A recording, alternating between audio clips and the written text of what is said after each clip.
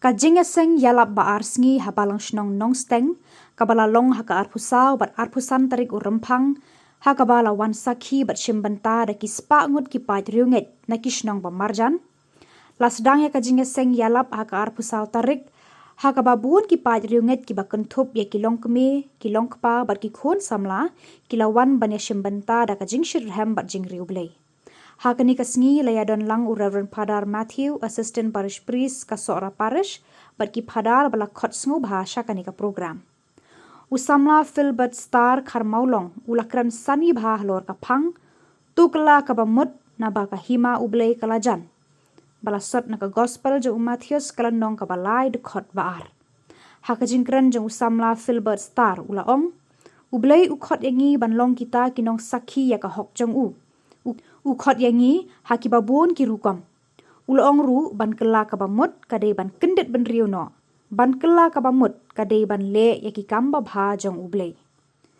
Lapun kut yaka program haka arpusan tarik rempang da kamas bukut balapan menta da u Reverend Padar Matthew kumbuleng do sok blay rangba bat lasen ran da kiwei pat kileng do sok blay haka ne ka jinglet niam pasyongkun.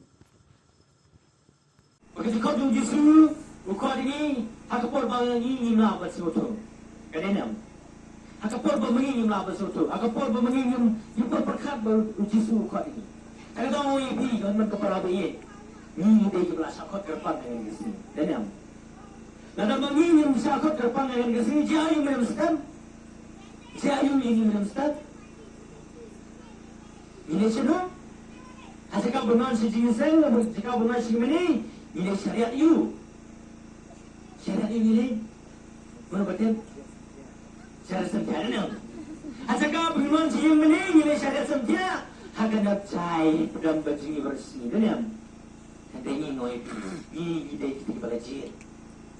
Paling pui naga gospel jong Matthews pui sama Matthews beliau le price nak kimpel omno. Ini siapa?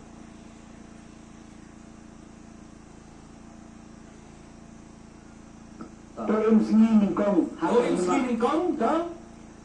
kong haka hima berkasender ublay buat ublay unsa pendiang ya pi ya ki baro Amen.